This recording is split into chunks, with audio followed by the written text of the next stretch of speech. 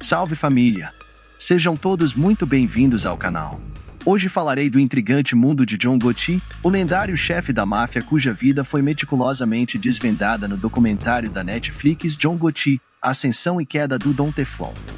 Nesta exploração minuciosa, somos conduzidos por um relato de dois lados, revelando não apenas o lado da aplicação da lei, mas também as perspectivas íntimas de membros da máfia que estiveram profundamente envolvidos com Gotti.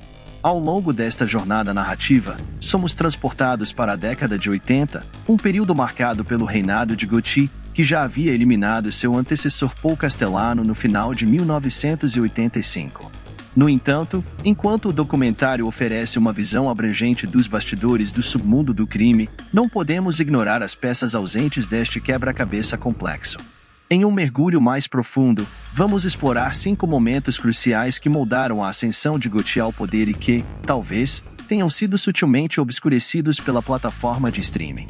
Preparem-se para descobrir os segredos e reviravoltas que compõem a fascinante saga de John Gotti, um homem cujo legado é tão complexo quanto o mundo obscuro que ele comandava. Mas antes deixe seu like, se inscreva e ative o sino, isso é muito importante para crescermos cada vez mais. Eu também tô deixando meu Pix caso alguém queira contribuir com o canal. Agora dito tudo, bora pro vídeo.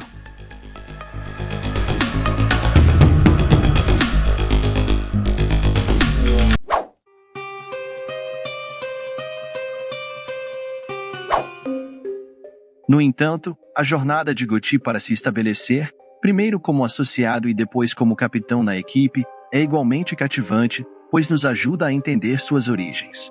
Nas ruas ásperas do Bronx, Nova York, John Gotti nasceu em 1940, em um mundo de pobreza e luta. Crescendo em um bairro italo-americano de classe trabalhadora, Gotti rapidamente aprendeu as duras realidades da vida. Mas foi aqui que ele também descobriu o fascínio das ruas e o poder que vinha com uma vida de crime. Desde jovem, Gotti se viu atraído pelo mundo do crime organizado. Ele começou fazendo favores para mafiosos locais e logo se envolveu em atividades criminosas de pequeno porte. Não demorou para que Gotti provasse seu valor, exibindo um talento natural para ganhar dinheiro e ganhar respeito no submundo criminoso. À medida que envelhecia, a reputação de Gotti como um ganhador habilidoso chamou a atenção da família Gambino, uma das organizações mafiosas mais poderosas de Nova York.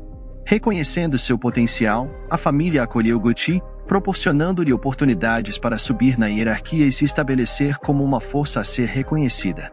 A ascensão de Gotti dentro da família Gambino foi rápida e implacável. Ele rapidamente se tornou um dos maiores ganhadores, envolvendo-se em várias empresas criminosas, incluindo agiotagem, jogos de azar ilegais e contrabando de tóxicos. A capacidade de Gotti de gerar riqueza e sua lealdade inabalável à família conquistaram favor e respeito entre seus pares. Mas não era apenas suas atividades que destacavam Gotti. Ele tinha um senso único de estilo e carisma que cativava aqueles ao seu redor, com ternos impecavelmente ajustados, já há alguns minutos, então deixe-me simplificar um pouco. Nas ruas ásperas de East New York, Brooklyn, um jovem John Gotti se viu envolvido no submundo desde cedo. Na adolescência, ele se tornou líder de uma gangue local conhecida como Fulton Rockaway Boss, onde rapidamente ganhou uma reputação por sua astúcia e destemor. Foi durante esse período que o caminho de Gotti se cruzou com a notória família mafiosa Gambino, uma das organizações do submundo mais poderosas e temidas da cidade de Nova York. O carisma de Gotti e suas habilidades naturais de liderança chamaram a atenção da família Gambino, que viu potencial no jovem promissor. Eles reconheceram sua perspicácia e habilidade para conquistar respeito de seus pares. Não demorou muito para que Gotti fosse iniciado no mundo da máfia, tornando-se um associado confiável da família Gambino. Conforme a participação de Gotti com a família mafiosa Gambino se aprofundava, ele começava a compreender o poder e a influência que vinham ao fazer parte de uma organização tão notória.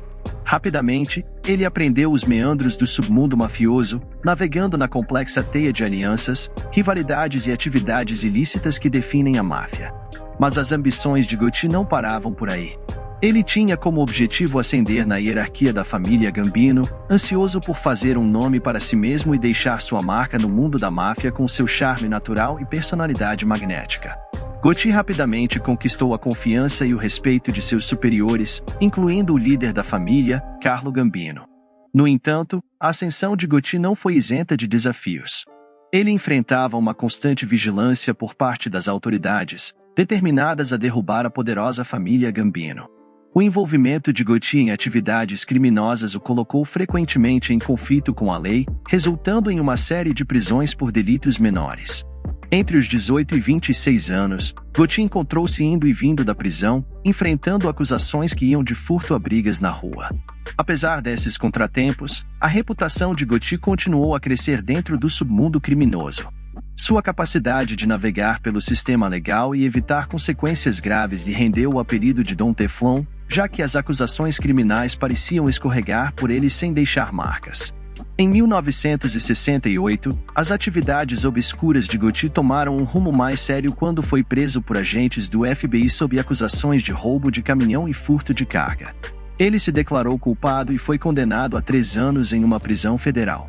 Isso marcou um ponto de virada na vida de Gotti, pois ele percebeu a importância de manter conexões e influência mesmo atrás das grades. Durante o tempo na prisão, a reputação de Gotti continuou a crescer. Ele supostamente subornou oficiais e guardas prisionais, permitindo-lhe deixar a prisão que ficava no norte de Nova York. Essas saídas não autorizadas proporcionaram a Gotti a oportunidade de se encontrar com outros mafiosos em restaurantes da cidade de Nova York e até mesmo visitar sua casa no Queens. Foi durante essas reuniões secretas que Gotti consolidou sua posição dentro da família Gambino e forjou alianças que se mostrariam cruciais para seu sucesso futuro. O mentor de Gotti, Aniello Dellacroce, reconheceu seu potencial e o acolheu. Dellacroce, que controlava quase metade da organização, via Gotti como um protegido e o preparou para a liderança. Sob a tutela de Dellacroce, Gotti aprimorou suas habilidades como mafioso, aprendendo as complexidades do submundo da máfia e ganhando o respeito de seus pares. A importância de Dellacroce nos eventos de 1985 foi muito mais significativa do que simplesmente oferecer orientação a Gotti. Segundo a história, antes de Carlo Gambino falecer, ele nomeou seu cunhado Paul Castellano como seu sucessor para liderar a família. Mas houve um pequeno problema aqui: Gotti e Dellacroce não concordavam com essa decisão. O homem chamado Castellano não era apenas mais um sujeito, ele também era um homem feito. Mas aos olhos de Dellacroce e Gotti, ele era o inimigo, pelo menos em certa medida. No entanto, o fato de Gotti ter esperado até a queda de Dellacroce para atacar Castellano apenas provou que Gotti sempre pretendeu incitar o conflito e assumir seu lugar à frente da mesa. O caminho de Paul Castellano para a sucessão, eu tenho que dedicar um tempo para falar dele. Porque além de ser um catalisador para a ascensão de John Gotti para mais fama e notoriedade, a jornada de Castellano corria paralela à de Gotti e adicionava um pouco mais de profundidade a toda essa história. Nascido de pais imigrantes sicilianos, a jornada de Castellano começou no início de 1900.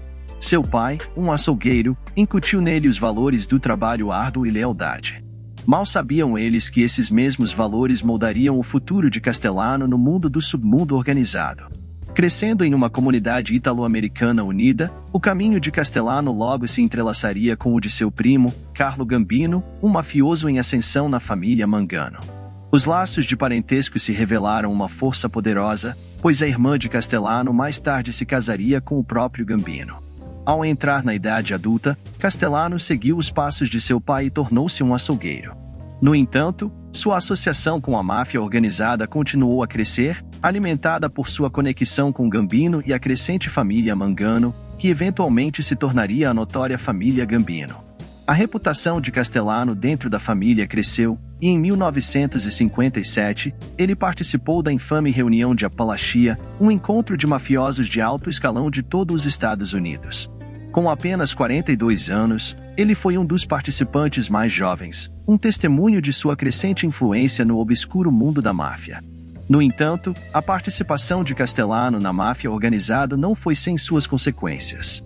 Durante a reunião de Apalachia, a polícia interveio, resultando em prisões e condenações. Castellano, fiel ao código de silêncio, recusou-se a fornecer informações, resultando em uma condenação por desacato ao tribunal e 7 meses de prisão. Apesar desses contratempos, a lealdade e dedicação de Castellano à família não passaram despercebidas quando Carlo Gambino, o chefe da família Gambino, faleceu em 1976. Ele escolheu Castellano como seu sucessor, conferindo a ele o título de chefe da família Gambino. À medida que Paul Castellano se estabelecia em seu papel como chefe da família Gambino, seu poder e influência atingiam alturas sem precedentes. De sua suntuosa mansão em Staten Island, ele orquestrava um vasto império da máfia que estendia sua influência por todos os cantos da cidade de Nova York. A organização de Castellano se infiltrou nos sindicatos, garantindo seu controle sobre várias indústrias, como construção e fornecimento de alimentos. Empresas legítimas eram forçadas a pagar somas extorsivas, enquanto atividades tradicionais como apostas, entretenimento adulto e agiotagem continuavam a prosperar sob seu olhar atento. No entanto, a liderança de Castellano não estava isenta de peculiaridades. Apesar do apelo de lucros imensos, ele desaprovava o contrabando de tóxicos dentro de sua organização. O temor de severas penalidades legais e o potencial de traição por parte dos acusados o mantinham firme em sua decisão de manter os entorpecentes fora das operações da família Gambino. Mas o reinado de Castellano logo seria testado. Em fevereiro de 1985, ele e outros 8 mafiosos de alto escalão foram acusados sob a Lei Rico, por seu envolvimento em uma comissão que governava a máfia organizada na cidade de Nova York. Antes que o julgamento Rico pudesse ocorrer, Castellano e outros membros da família Gambino enfrentaram acusações em outro julgamento federal. O procurador dos Estados Unidos Rudolph Giuliani os acusou de comandar um grande esquema de roubo de carros que enviava carros roubados para o exterior e estava envolvido em 25 quedas. O julgamento de roubo de carros ainda estava em andamento em 16 de dezembro de 1985, quando a tragédia ocorreu. Castellano, acompanhado de seu recém-nomeado subchefe Thomas Bilotti, chegou a uma churrascaria no centro de Manhattan. Mas, ao saírem do carro, foram alvejados na rua. Sabemos que isso foi Gotti, e ele se tornou o chefe da família e capturou a imaginação das pessoas. Mas, ao analisar a ascensão ao poder de ambos os homens, é fácil ver que Castellano era o mais qualificado para o cargo. Sua proximidade com Carlo Gambino por praticamente toda a sua vida significava que ele sempre teria uma compreensão mais profunda do que seu antecessor desejaria para a família. Foi por isso que Castellano manteve o foco em negócios mais brancos, em vez de dar sinal verde para operações de tóxicos. Segundo relatos, uma das principais razões pelas quais Carlo Gambino deu a Castellano o cargo foi exatamente por isso. O que permanece inegável é o impacto da liderança de Castellano e o legado que ele deixou na história do submundo nos Estados Unidos. O padrinho da família Gambino permanece como um capítulo cativante nos círculos da máfia. Sua liderança, marcada pelo controle implacável e sem limites morais, deixou uma marca indelével no mundo da máfia. Grande parte dessa nuance se perde em Get Gotti, que deixa de lado a profundidade por uma série de depoimentos que pulam de um segmento para o outro, criando um produto mais estilizado que sacrifica a substância pelo brilho. Isso significou que um dos roubos de dinheiro mais audaciosos e não resolvidos de todos os tempos, o assalto à Lufthansa, nunca recebeu o destaque que merecia. As atividades mafiosas e a ascensão ao poder de John Gotti foram marcadas pela audácia, voracidade e uma busca inabalável por dominação. Sua habilidade de ludibriar as autoridades e manter o controle sobre a família Gambino o tornou uma figura lendária no submundo organizado. Embora seu reinado possa ter chegado ao fim, o nome John Gotti será para sempre associado ao lado sombrio do submundo estadunidense. Com isso em mente, destacar alguns de seus atos mais audaciosos parece apropriado, não acha? Afinal, esta é uma história que viu um ousado assalto ocorrer no aeroporto JFK, com o suposto envolvimento da família Lucchese. Um motorista de fuga se recusando a seguir ordens. E é o ato mais longamente investigado na história estadunidense. A prisão mais recente foi feita em 2014 e resultou em absolvição. É realmente uma história para as eras. John Gotti e o maior roubo de dinheiro de todos os tempos. Em 11 de dezembro de 1978, um grupo de homens armados mascarados ligados à família Lucchese executou o maior roubo de moeda já cometido em solo americano. No terminal de carga da Lufthansa Airlines no Aeroporto Internacional John F. Kennedy, em Nova York, em apenas 64 minutos, eles conseguiram roubar incríveis $6 milhões em dinheiro e joias, deixando as autoridades perplexas e o público de boca aberta. Nenhum tiro foi disparado e ninguém foi gravemente ferido ou dado de baixa durante o assalto. No entanto, o que torna este assalto ainda mais surpreendente é o fato de o dinheiro e as joias roubados nunca foram recuperados. Adicionando um ar de mistério a um crime já chocante, tudo começou com uma dica. Lewis Werner, um supervisor de carga da Lufthansa, notou algo que despertou seu interesse. Montes de notas não rastreáveis eram frequentemente transportados da Alemanha e temporariamente armazenados no cofre do aeroporto JFK. Werner viu uma oportunidade e abordou Martin Krugman, um apostador, com sua ideia. Mal sabiam eles que essa conversa aparentemente inocente desencadearia um dos roubos mais insanos da história estadunidense. Intrigado pela dica de Werner, Krugman não perdeu tempo em repassá-la ao seu associado Henry Hill. Hill, um gangster com vínculos com a família mafiosa Lucchese, reconheceu o potencial desse roubo e sabia exatamente quem trazer para a equipe. Seu mentor, Jimmy Burke, era conhecido por sua participação em raptos e assaltos a caminhões de carga provenientes do aeroporto. Com sua experiência e contatos, Burke montou uma equipe de raptores, sicários, agiotas e ladrões prontos para realizar o roubo de uma vida. O planejamento ocorreu no local de apostas e encontros criminosos de Burke no Queens. A equipe estudou meticulosamente o layout do terminal de carga da Lufthansa, identificando vulnerabilidades e elaborando um plano infalível. Sabiam que precisavam agir rapidamente e com eficiência para evitar a detecção das autoridades. Cada detalhe foi cuidadosamente considerado, desde desativar o sistema de alarme até conduzir os funcionários à sala de descanso sob a mira de pistolas. Na noite de 11 de dezembro de 1978, a equipe colocou seu plano em ação. Equipados e mascarados, invadiram o terminal de carga da Lufthansa durante o turno da noite. O elemento surpresa estava a seu favor, pois rapidamente assumiram o controle da situação, deixando os funcionários em choque e impotentes. Foram forçados a irem para a sala de descanso enquanto a equipe desativava o sistema de alarme, garantindo tempo suficiente para realizar seu audacioso roubo. Com o sistema de alarme desativado, a equipe dirigiu-se ao cofre de armazenamento. Sabiam exatamente onde encontrar as pilhas de notas não rastreáveis e as valiosas joias. Em apenas 64 minutos, conseguiram roubar impressionantes $5 milhões em notas não rastreáveis e $1 milhão em joias. A ousadia e eficiência de sua operação deixaram todos paralisados, mas o roubo estava longe de terminar. A equipe precisava garantir uma fuga tranquila e a transferência segura do saque. Eles haviam planejado cada cenário possível, incluindo a necessidade de transferir o dinheiro e as joias roubados para outros carros em um depósito pertencente a ninguém menos que John Gotti, uma estrela em ascensão no mundo do submundo organizado. Enquanto a equipe escapava, deixava para trás um rastro humano começaria a ser derramado, e começaria com Martin Krugman, o apostador que inicialmente recebeu a dica sobre as notas não rastreáveis.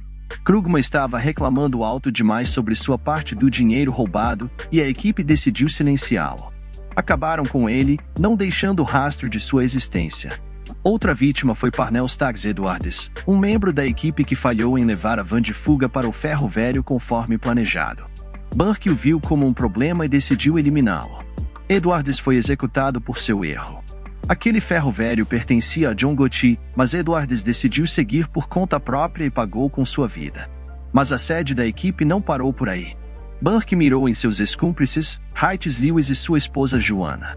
O casal estava lavando o dinheiro do assalto, e Burke temia que se tornassem um problema. Os dois desapareceram sem deixar rastros.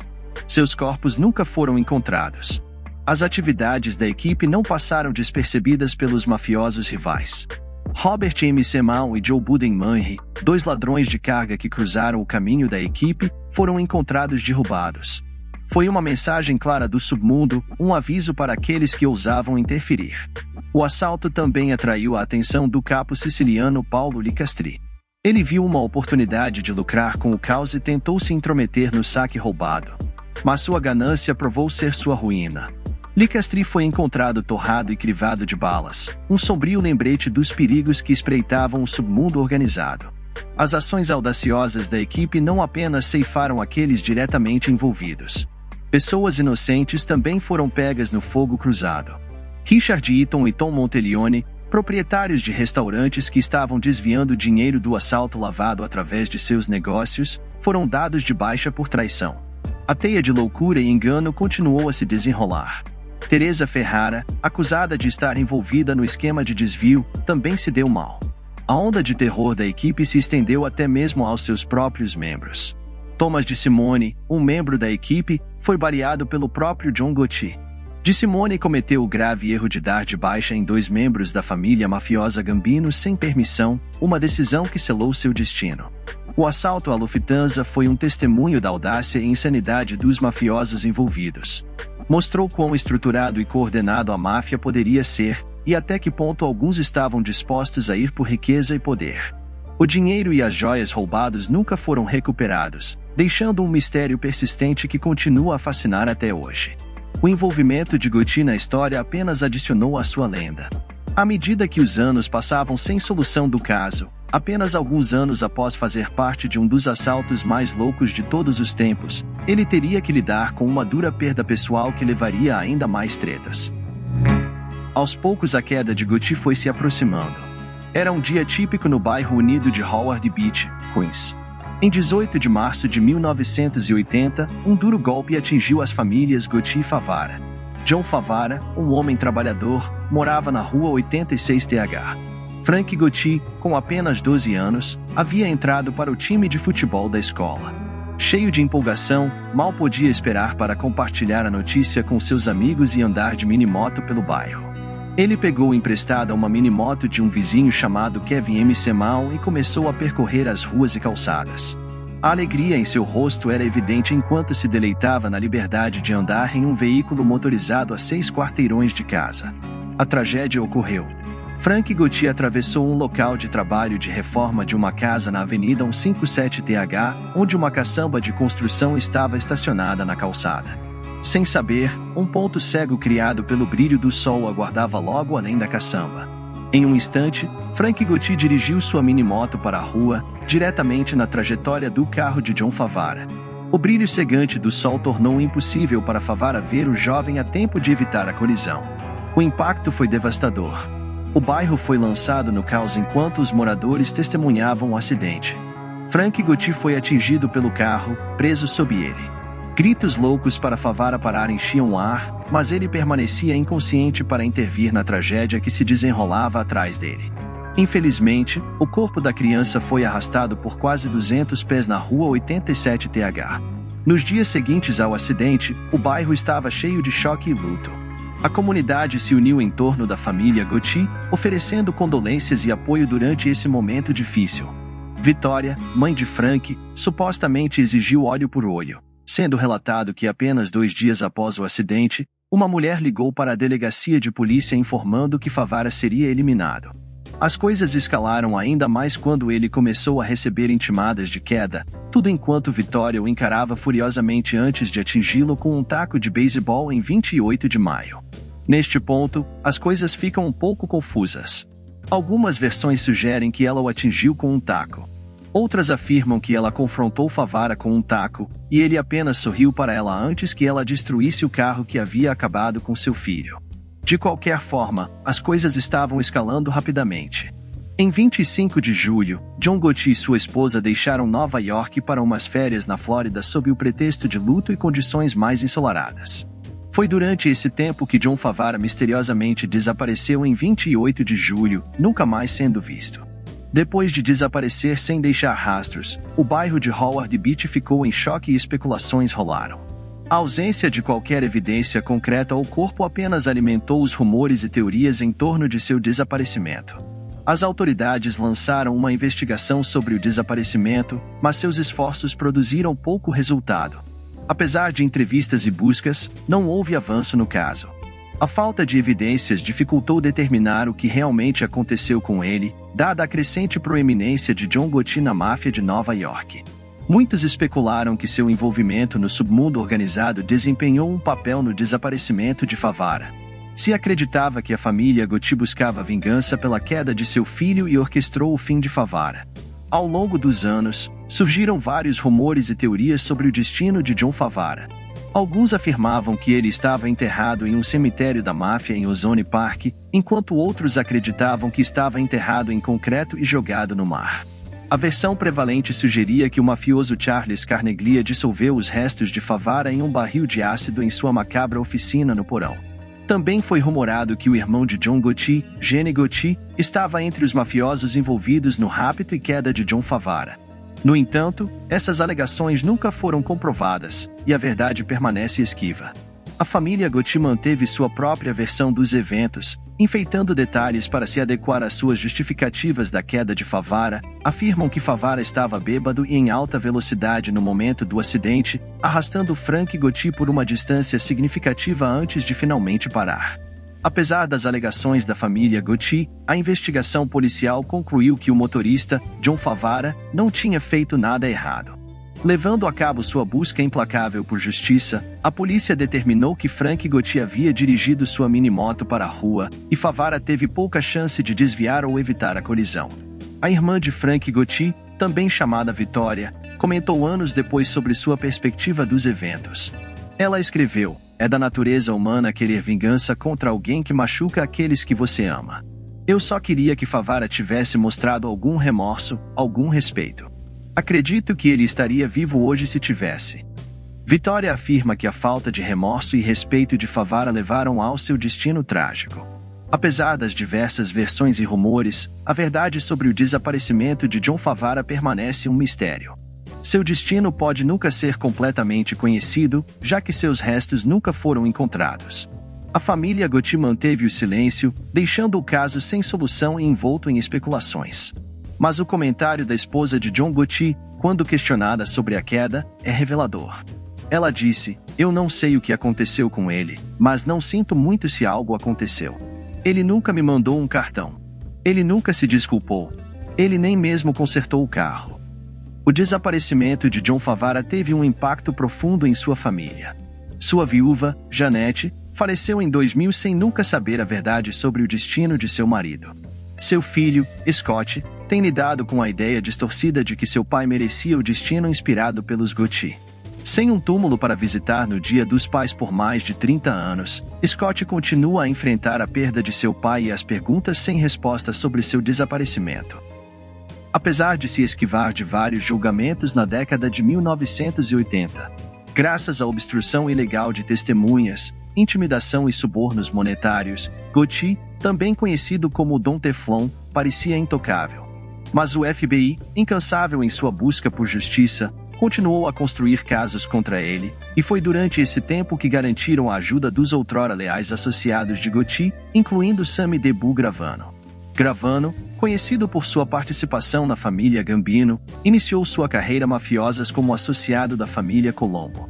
No entanto, suas ambições o levaram a se unir a uma facção da família Gambino, onde rapidamente se alinhou a Gotti, o futuro chefe do sindicato, bem como outros notáveis mafiosos como Angelo Ruggiero, Frank De Sico e Joseph Armoni. Foi esse grupo de associados da família Gambino que eventualmente ajudou Gotti a realizar a audaciosa queda de Paul Castellano em 1985. Com o chefe da família Gambino eliminado com sucesso, Gotti assumiu o controle do sindicato e recompensou Gravano por suas contribuições para a família. A lealdade de Gravano e dedicação não passaram despercebidas, e ele foi promovido ao cargo de capitão e, eventualmente, consigliere, se tornando um conselheiro confiável e mediador dentro da organização. Até o final dos anos 80, Gravano havia alcançado o posto de subchefe na família Gambino, solidificando sua posição como uma das figuras mais poderosas no submundo organizado de Nova York. No entanto, tensões começaram a ferver entre Gravano e Gotti, levando a um surpreendente desdobramento que mudaria para sempre o rumo de sua relação. Ouvindo comentários depreciativos feitos por Gotti sobre ele, Gravano se viu em uma encruzilhada. Em uma jogada que chocou a comunidade da máfia, Gravano decidiu testemunhar em favor do FBI. Quebrando um juramento de sangue e tornando-se o membro de maior patente das 5 famílias a cooperar com a aplicação da lei, a decisão de Gravano de ajudar os federais a derrubar Gotti veio com suas próprias repercussões. Não apenas ele se tornou um homem marcado dentro da família Gambino, mas também enfrentou o dilema moral de trair o código de silêncio que havia governado a máfia por gerações. O testemunho de Gravano seria um ponto de virada na luta contra a máfia, pois fornecia evidências cruciais que eventualmente levaram à queda de Gotti. E com Gotti atrás das grades, a outrora poderosa família Gambino ficou em desordem. As ações de Gravano haviam quebrado a ilusão de invencibilidade que cercava Gotti e as repercussões seriam sentidas por todo o submundo mafioso. Mas o que aconteceu com Sammy Gravano após seu papel crucial em derrubar John Gotti, conforme retratado na série documental da Netflix? Gotti foi condenado à prisão perpétua sem possibilidade de liberdade condicional em 1992. 2 anos depois, foi a vez de Gravano enfrentar as consequências de seus próprios delitos, apesar de sua cooperação. O subchefe recebeu uma sentença de 5 anos de prisão.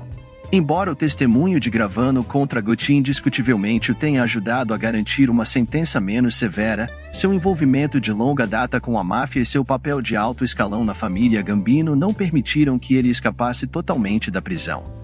É importante observar que a confissão de Gravano durante seu julgamento revelou seu envolvimento em pelo menos 19 quedas.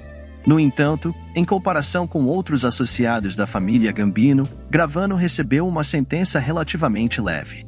No momento de sua condenação, ele já havia cumprido 4 anos, e no total passou pouco tempo a mais atrás das grades. Após sua libertação, Gravano tomou uma decisão significativa que moldaria a próxima fase de sua vida. Ele ingressou no Programa de Proteção a Testemunhas, uma iniciativa governamental projetada para fornecer novas identidades e proteção a indivíduos que colaboram com a aplicação da lei. O programa visava manter Gravano a salvo de retaliações potenciais de seus antigos colegas na família Gambino. No entanto, o tempo de Gravano no Programa de Proteção a Testemunhas foi de curta duração. Aproximadamente uma década após o julgamento de Gotti, ele se viu em apuros com a lei novamente. Gravano foi preso por acusações federais e estaduais de tóxicos, o que resultou em sua sentença de aproximadamente 20 anos de prisão. Ele cumpriu sua pena simultaneamente em Nova York e no Arizona, enfrentando as consequências de seu envolvimento em esquemas de contrabando. Vale ressaltar que a reputação de Gravano como subchefe que ordenava quedas por anos não funcionou a seu favor durante as audiências de liberdade condicional. Apesar de cumprir um tempo substancial por suas atividades relacionadas à máfia, ele não passou quase o mesmo tempo na prisão por seu envolvimento em contrabando de tóxicos. Após ser liberado, Gravano enfrentou um novo capítulo em sua vida. Ele teve que lidar com os desafios de se reintegrar à sociedade após passar uma parte significativa de sua vida no submundo da máfia. Apesar de seu passado, Gravano buscou se reinventar e abandonar suas atividades mafiosas. Em 2020, Sammy Gravano iniciou uma nova empreitada que surpreendeu muitos. Ele lançou um podcast e um canal no YouTube chamado Salvatore Sammy Debu Gravano, onde compartilha suas experiências e perspectivas. Esse movimento audacioso permitiu a Gravano mostrar sua transição de uma vida na máfia para uma nova persona pública. Muitos dos temas que mencionei até agora foram abordados, e mesmo tocados em Get Gotti. Mas a série documental deixou de dar a esses tópicos o detalhe que mereciam. Por fim, esses são aspectos essenciais da história de John Gotti, e é interessante que a Netflix tenha escolhido ocultar esses elementos na minissérie.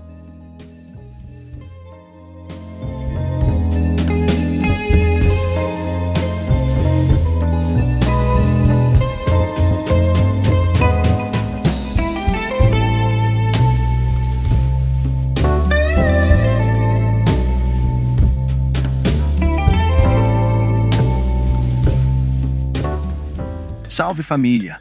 Sejam bem-vindos a mais um vídeo intrigante aqui no nosso canal.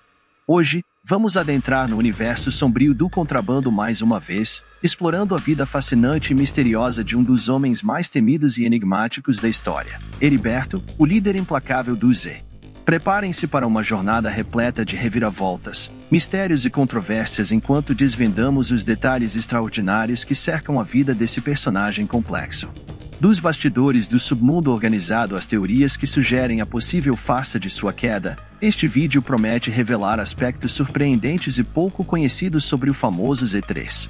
Ao longo dos próximos minutos, mergulharemos nas origens obscuras desse líder carismático, explorando sua ascensão meteórica no mundo do contrabando mexicano e os eventos que o tornaram um dos homens mais procurados do país.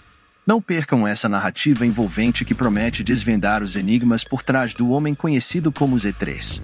Preparem-se para uma imersão intensa na vida e nos mistérios que cercam Heriberto. Se você está pronto para essa viagem intrigante, não se esqueça de deixar seu like, compartilhar e se inscrever para não perder nenhum detalhe desse relato fascinante. Agora, sem mais delongas, vamos mergulhar de cabeça na extraordinária vida de Heriberto. Estejam prontos para um passeio pelo lado sombrio do submundo mexicano. Bora pro vídeo!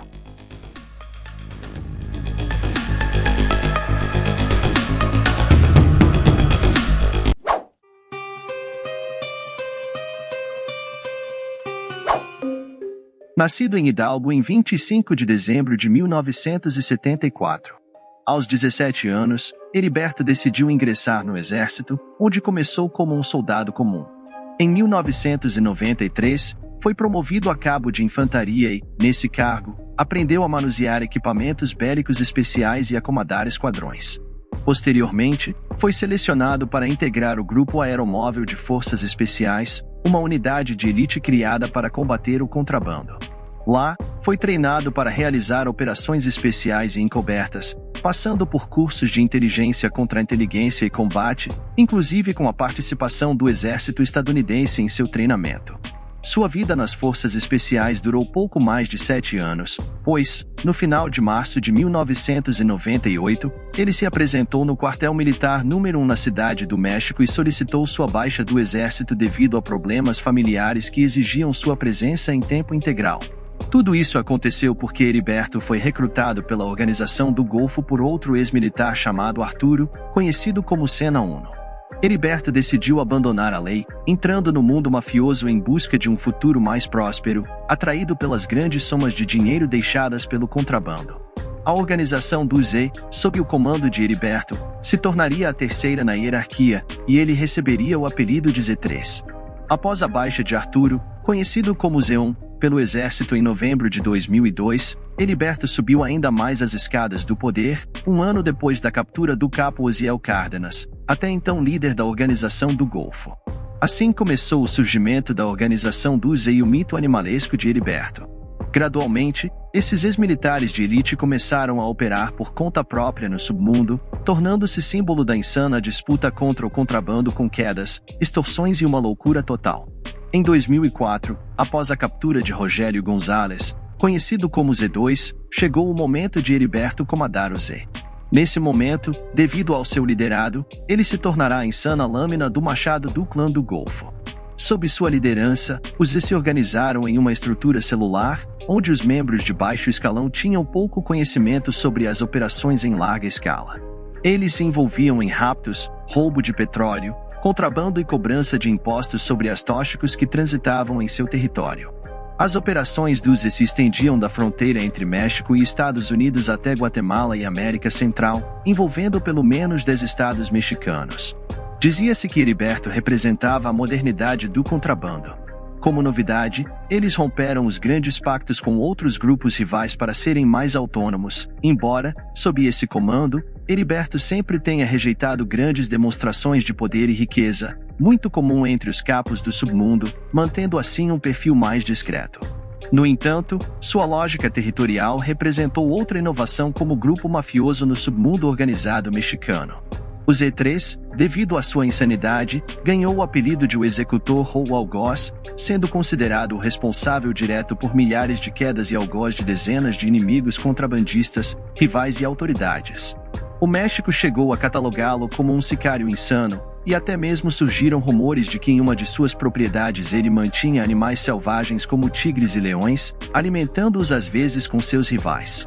Apesar de tudo isso, alguns relatam que ele não prejudicava mulheres nem crianças, priorizando seu próprio conceito de honra, mesmo no negócio do contrabando. Isso foi evidenciado quando, no final de 2008, ele descobriu que sua contadora, durante sua prisão, havia sido capturada também por elementos do governo que participaram da operação, e infelizmente teve um fim que não desejo para ninguém. Enfurecido, Heriberto caçou e eliminou vorazmente aqueles soldados responsáveis por tal ato. Ao longo do tempo, ele entrou em disputa contra o Joaquim Bigode de Sinaloa, mas não gostou do acordo feito em 2007 entre a Organização de Sinaloa e a Organização do Golfo. Isso fez com que ele começasse a se distanciar do Golfo, embora os confrontos do Z com Sinaloa e seus antigos líderes do Golfo tenham se tornado ainda mais insanos devido a uma disputa interna com Miguel Trevino, conhecido como Z40, que era o segundo no comando na época. Essa divisão interna resultou em dezenas de quedas e muitas traições. No final de 2008, Heriberto fez um pacto de colaboração com os irmãos Beltrán Leiva e com o irmão do Senhor dos Céus, Vicente Carrillo da Organização de Juárez. Essa aliança transferiu uma mística de lealdade, honra e valor de um grupo de elite para o mundo do contrabando. Nessa parceria, Heriberto se entendeu perfeitamente com Arturo Beltrán, e a fraternidade chegou ao ponto de Arturo resgatar Heriberto em um helicóptero após um acidente aéreo. Além disso, em um gesto de amizade, Arturo compartilhava com o líder DUZE a proteção dos funcionários da SSP que estavam a serviço da federação. A ruptura final DUZE com a Organização do Golfo ocorreu em 2010, e a partir desse momento, esse grupo mafioso liderado por Heriberto se tornou a organização de mais rápida expansão no México, devido ao seu treinamento militar, táticas de operações e disposição para tudo. Quando conquistaram a independência, controlavam várias praças no México. Além disso, ele também foi descrito como um dos mais loucos e vigiados membros do Z, o que era muito a dizer, pois essa organização por si só já era extremamente insana. Eles foram considerados responsáveis por espalhar muito caos ao longo dos anos. Pouco se chegou a conhecer da vida do Z3, embora se fale de sua fraqueza por mulheres loiras, corridas de cavalos e caça, que aparentemente ocorriam em reservas naturais de Coahuila e São Luís de Potosí. Também foi mencionada sua religiosidade, pela qual ele chegou a pagar a construção de uma capela em Pachuca. O local onde ele viveu quando adolescente nessa cidade chegou a ser venerado por tantas obras de caridade que realizou, embora esses atos benevolentes contrastassem com a periculosidade que representava para as autoridades, que tinham sobre ele uma recompensa de $5 milhões por informações que levassem à sua captura. Já o México chegou a oferecer cerca de 30 milhões de pesos, mas as autoridades quando falavam sobre ele davam a ordem para não tentar capturá-lo por conta própria, pois ele era alguém muito perigoso, talvez dando essa mensagem aos caçadores de recompensas. Heriberto seria abatido em 7 de outubro de 2012 em um confronto com as forças da Marinha Mexicana em El Progreso, Coahuila, segundo a PGR. Esses eventos ocorreram no domingo à tarde perto de um campo de beisebol, onde os membros da Marinha foram alertados pela população sobre a presença de homens com pistolas. Ao chegar, tentaram deter este veículo suspeito, segundo o qual os dois ocupantes não apenas se recusaram a parar, mas também atiraram contra os marinheiros. Acompanhando Heriberto, estavam mais 2 seguranças, dos quais um conseguiu fugir. Quando o Z3 saiu do carro enquanto tentava se esconder na vegetação, foi dado de baixa a 300 metros do veículo, e ao seu lado ficou um rifle R-15 adaptado para lançar granadas. Mas há coisas. Foram colhidos depoimentos que afirmaram que Heriberto e seu guarda-costas cometeram o erro de se retirar do local minutos depois de voltarem às arquibancadas. Esses relatos narraram que chegaram a uma caminhonete no parque e ficaram assistindo ao jogo de beisebol por um tempo, retirando-se depois de cerca de 20 minutos. O veículo dos mafiosos retornou ao local, e os ocupantes desceram para continuar assistindo ao jogo. De repente, os militares navais chegaram ao parque de beisebol, e o jogo terminou quando ouviram a explosão de uma granada e a bala comeu.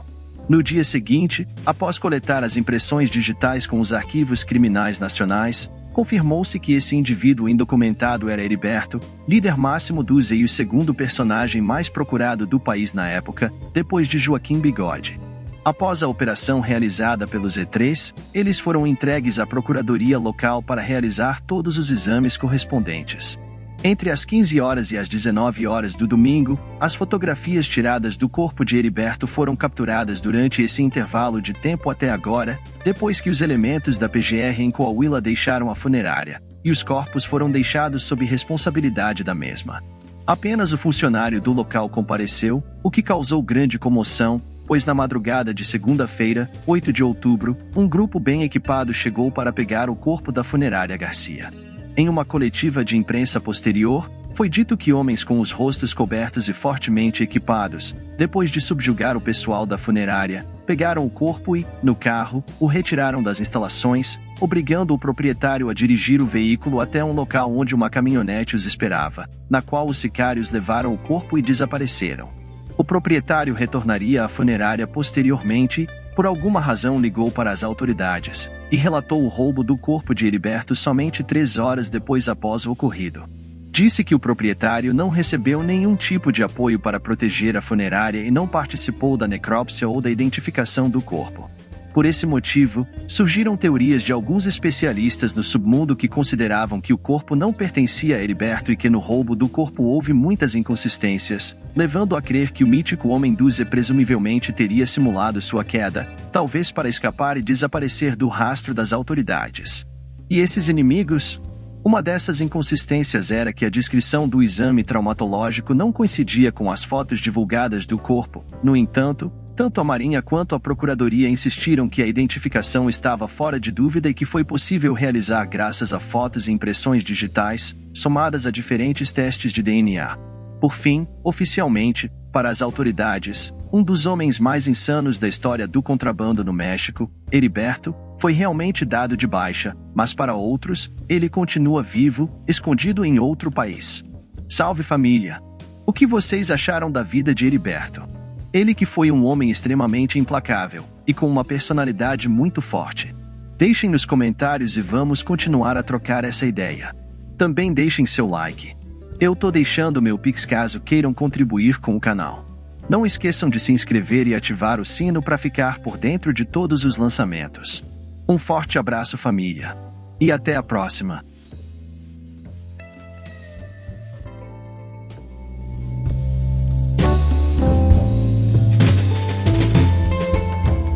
Salve família! A Organização do Norte do Vale foi uma das organizações mais poderosas e insanas da história colombiana. Era composto por vários indivíduos que se destacaram como os mais temidos no submundo da Colômbia, até que, devido a barreiras, disputas e conflitos internos permeados por paranoias e traições, acabou sendo fragmentado até sua extinção. A Organização do Norte do Vale teve origem quando os líderes da Organização de Cali buscaram negociar sua rendição e a desativação do contrabando de entorpecentes na Colômbia. A ideia era que cumprissem uma pena leve e, ao serem libertados, desfrutariam do dinheiro gerado por esse próspero negócio obscuro. No entanto, isso beneficiaria os altos escalões, enquanto os capos em ascensão ou com dívidas substanciais sairiam prejudicados.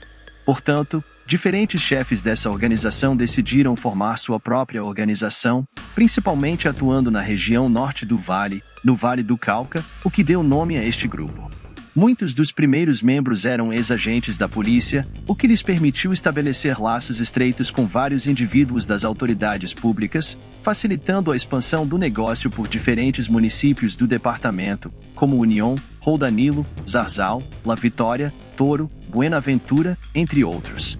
As operações da organização estabeleceram rotas de contrabando altamente bem-sucedidas, que se acredita serem utilizadas até hoje. Eles usavam embarcações de alta velocidade e pesca para transportar o ouro branco da costa do Pacífico colombiano até o México, onde eram repassadas para organizações mexicanas e, em seguida, levadas aos Estados Unidos. Em 2005, a DEA calculou que, desde 1990, a organização exportou cerca de 500 toneladas de pó, com um valor estimado superior a 10 bilhões de dólares. As operações da organização estabeleceram rotas de contrabando altamente bem-sucedidas, que se acredita serem utilizadas até hoje. Eles usavam embarcações de alta velocidade e pesca para transportar o ouro branco da costa do Pacífico colombiano até o México, onde eram repassadas para organizações mexicanas e, em seguida, levadas aos Estados Unidos. Em 2005, a DEA calculou que, desde 1990, a organização exportou cerca de 500 toneladas de pó, com um valor estimado superior a 10 bilhões de dólares. Assim como seu antecessor, a Organização do Norte do Vale infiltrou uma extensa rede de corrupção em todas as instituições colombianas, incluindo a polícia, o exército, promotores, senadores, juízes e políticos. Eles tinham uma vasta rede de informações que os mantinha a par de qualquer plano dos inimigos da organização, bem como das forças de segurança. Uma característica marcante desta organização era o perfil discreto de seus membros. Embora fossem multibilionários, evitavam a atenção pública e não ostentavam mansões tão extravagantes como as de Dom Pablo ou Gacha o mexicano. Aprendendo com os erros dos antigos chefões, eles faziam questão de se manter fora do radar. Sem dúvida, a Organização do Norte do Vale foi uma força poderosa e temível no mundo do contrabando colombiano. Cada um de seus membros tinham notoriedade e reputação significativas e particulares nesse cenário. No entanto, ao contrário de outras organizações, eles eram propensos a disputas internas e a denunciarem uns aos outros para escaparem da justiça. Isso levou à sua dissolução na década de 2000, deixando para trás um grande número de corpos que foram tanto de sicários quanto pessoas comuns nessa disputa.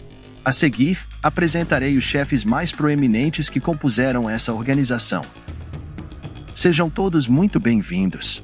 Antes do vídeo começar, se inscreva, ative o sino e deixe seu like. Eu tô deixando meu Pix caso queiram contribuir com o canal. Dito tudo, bora pro vídeo, família.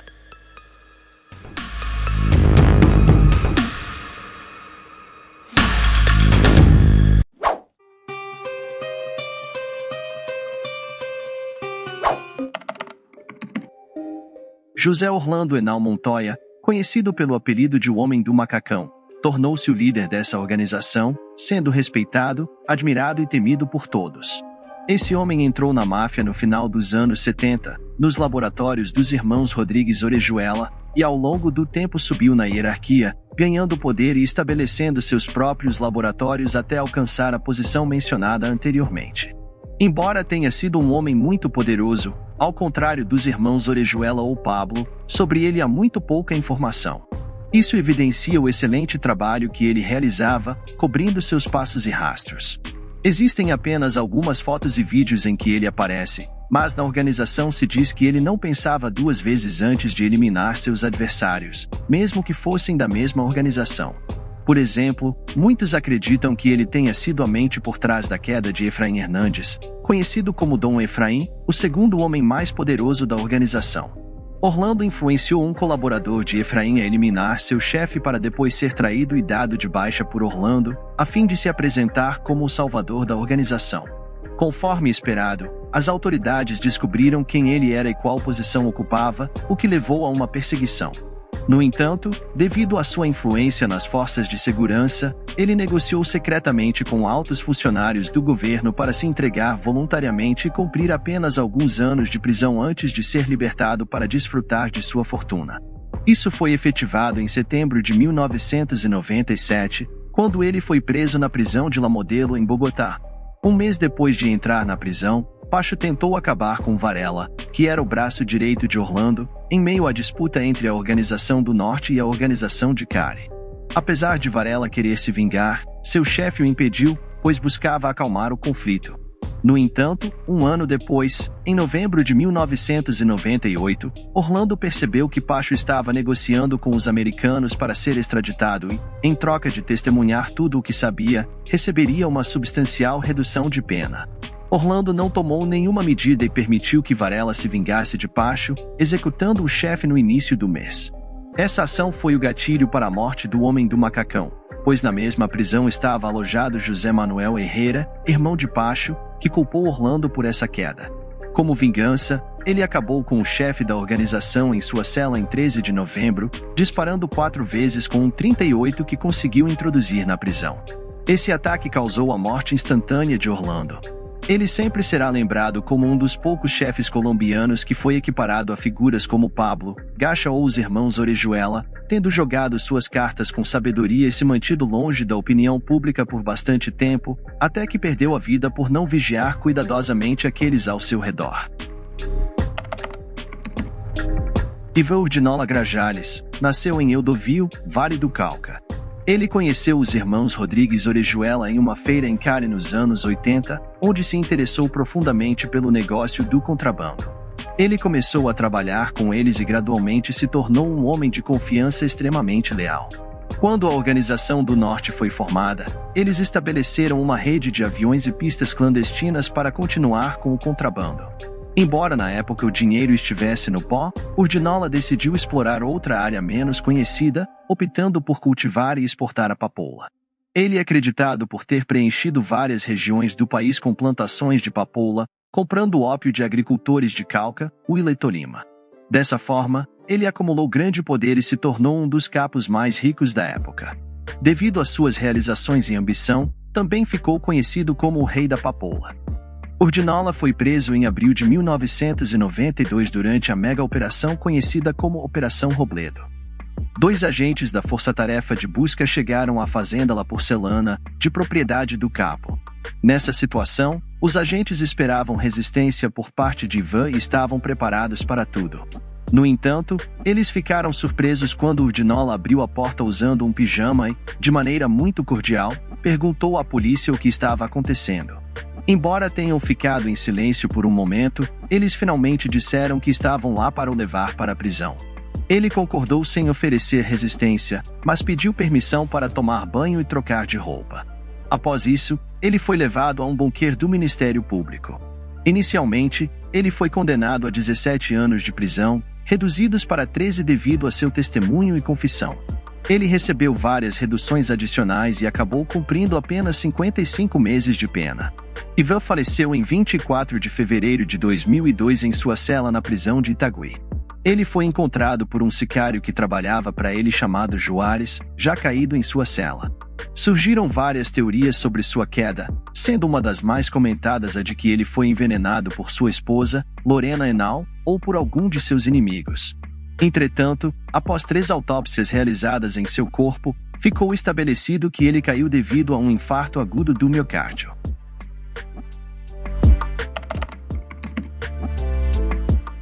Efraim Hernandes Ramírez, conhecido como Dom Efraim, diferentemente de seus associados, nasceu na Ilha de Providência.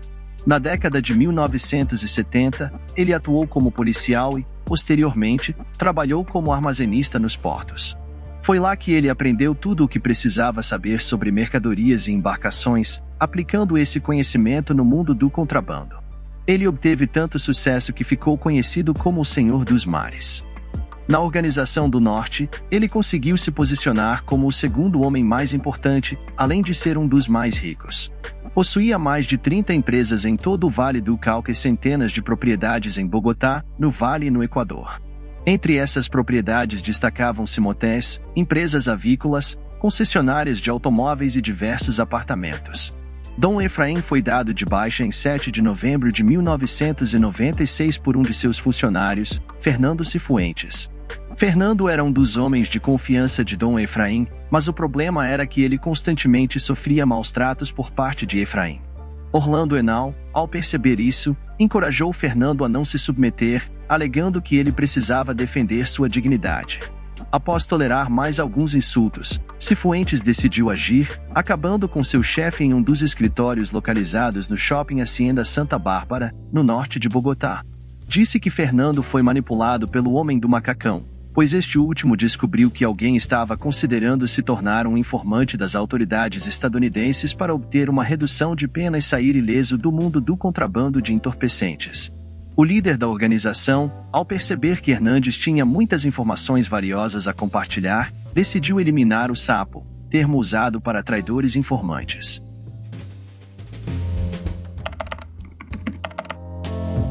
Vilber Varela nasceu em Roldanilo no dia 6 de novembro de 57. Este homem trabalhou nos anos 80 durante um curto período nos laboratórios de Andrés Lopes, também conhecido como A Flor. Mais tarde atuou como executor para os irmãos Rodrigues Orejuela e finalmente se tornou o chefe de segurança de Orlando Henao. Ele participou ativamente na disputa entre a Organização do Norte do Vale e a Organização de Cali, a ponto de se tornar tão eficaz que os membros da Organização de Cali o marcaram como alvo. Um atentado foi realizado contra ele no final de 1997 por ordem de Paco Herrera. Um comboio o atacou em uma estrada próxima a Cali, e apesar de ter sido atingido, com 2 balas no abdômen, ele sobreviveu um ano depois. Ele se vingou de Pacho, ordenando sua eliminação na prisão, contratando Ângel Uribe, que o alvejou a queima-roupa, resultando na queda do líder da Organização de Cali. Esse ato desencadeou o fim de seu chefe Orlando, derrubado pelo irmão de Pacho em vingança. Após a queda do líder máximo da organização, a organização se estabilizou um pouco, já que ele não era altamente respeitado e temido. Vilber e Diego Leão Montoya emergiram como 2 dos personagens mais importantes da organização. Apesar de Orlando não estar mais presente, Varela, por respeito e estima por ele, vingou-se do clã Herrera, eliminando Álvaro Herrera em setembro de 1999, William na metade dos anos 2000 e José Manuel, o inválido, responsável pela queda do Homem de Macacão na prisão. Ele o rastreou até Guayaquil, Equador, e acabou com ele em agosto de 2001. Depois da queda de Urdinola em 2002, Jabon teve um caso com Lorena, a viúva de Ivan, ajudando-a a recuperar propriedades disputadas pela família de Ivan. Além disso, por causa dessa mulher, Vilber entrou em conflito com Miguel Solano, também conhecido como Miguelito, a quem deu de baixa em janeiro de 2003. Vilber e Dom Diego foram os principais responsáveis por uma das disputas mais insanas da década, resultando em mais de 1.000 quedas. A baixa de Miguelito foi um gatilho significativo, já que ele era muito amigo e parceiro de Diego Montoya. Varela formou um grupo paramilitar chamado Los Rastrojos, que serviu ao capo em diferentes frentes. Este grupo enfrentou os Los Machos, liderados por Dom Diego, em várias ocasiões, espalhando caos por todo o vale e região cafeteira. Jabon faleceu em janeiro de 2008. Sua queda é cercada por especulações e múltiplas versões. As mais mencionadas afirmam que ele foi executado por 2 de seus homens mais próximos, que ambicionavam seu poder e ascender na organização. Isso aconteceu em um complexo de cabanas turísticas conhecido como Fresh Air no estado de Mérida, Venezuela, onde ele estava se escondendo das autoridades e inimigos. Os 2 homens, ex-combatentes e membros dos Rastrojos, foram até lá sob a pretensão de apresentar relatórios a pedido de Jabon, mas eles o alvejaram repetidamente, encerrando sua vida. A questão em torno da queda de Varela é que há muitas especulações no submundo sobre ele ter fingido seu fim, já que as impressões digitais do cadáver não coincidiam com as do capo. Além disso, o processo de investigação e coleta do corpo foi cheio de irregularidades e inconsistências, o que reforçou as teorias de que ele estava vivo, escondido sob outra identidade. Isso não seria surpreendente, já que ele havia fingido sua queda 2 vezes antes para evitar perseguições. Independentemente de ter falecido ou não, ele permaneceu um dos homens mais temidos da Organização do Norte, ao ponto de seus próprios associados tentarem manter boas relações com ele, ou então acabariam fugindo ou sendo dados de baixa.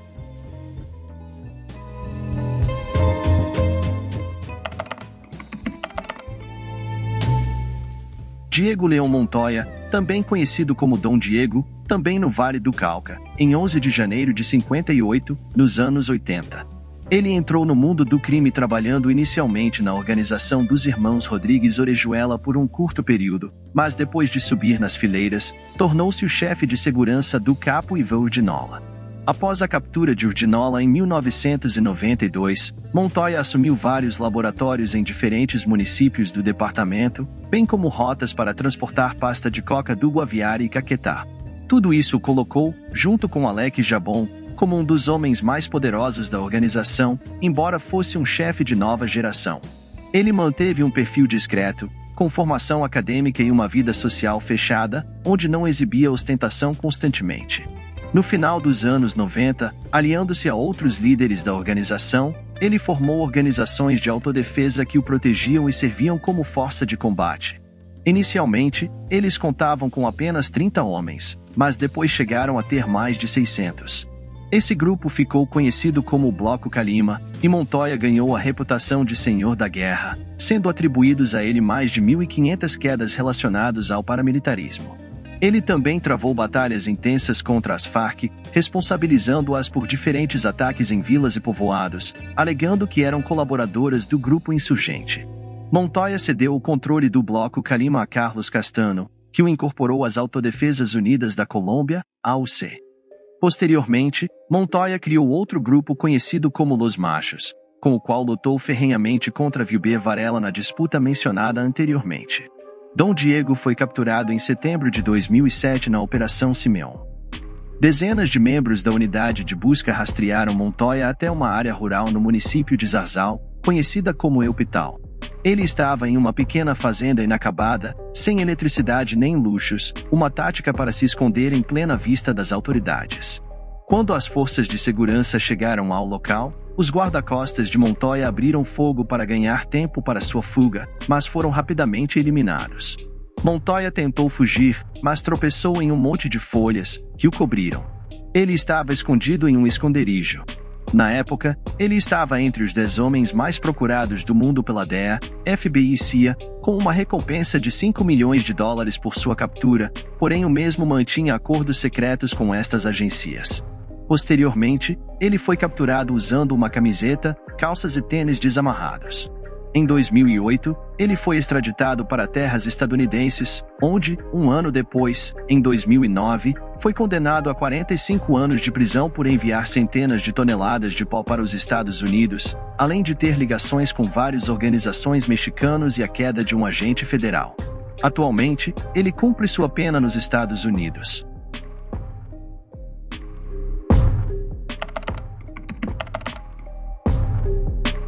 Juan Carlos Ramírez Abadia, também conhecido como Chupeta, nasceu em Palmira, Vale do Cauca, em 19 de fevereiro de 63, cresceu em uma família muito rica da região. Porém, desde cedo, demonstrava grande ambição, sempre falando sobre seu desejo de se tornar um multimilionário por conta própria. Para alcançar esse objetivo, decidiu se envolver no submundo. Trabalhou nos laboratórios de Orlando Enal para subir na hierarquia, eventualmente estabelecendo suas próprias operações.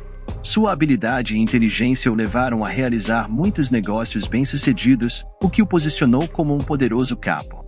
Conhecido como Chupeta na organização, ganhou fama por sua extrema voracidade.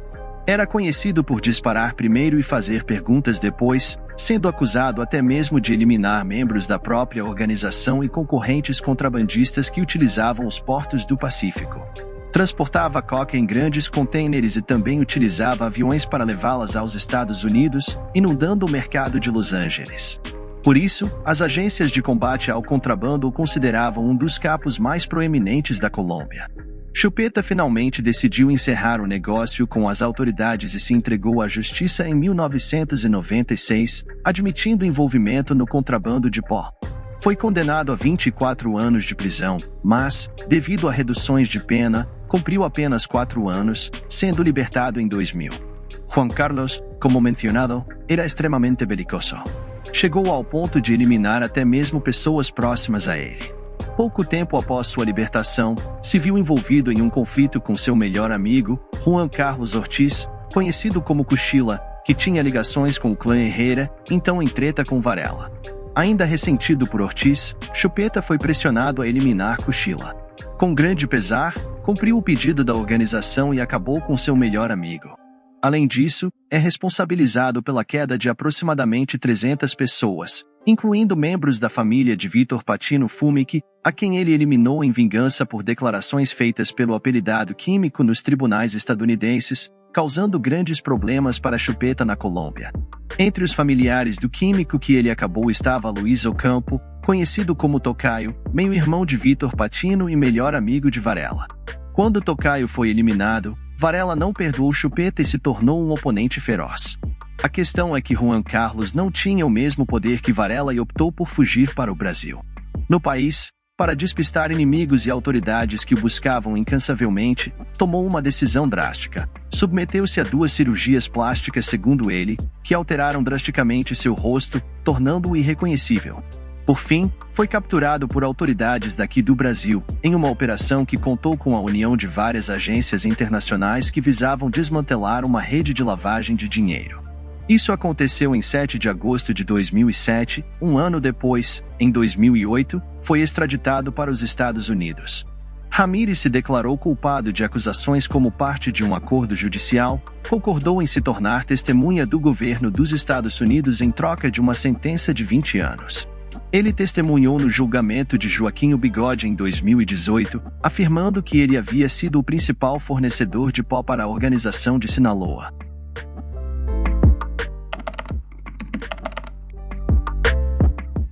Vitor Patino Fumic, conhecido também como o Químico ou a Fera, nasceu em Cali em 31 de janeiro de 59. Ele teve uma breve carreira como policial antes de se envolver no mundo do contrabando, trabalhando como sicário para os irmãos Rodrigues Orejuela nos anos 80.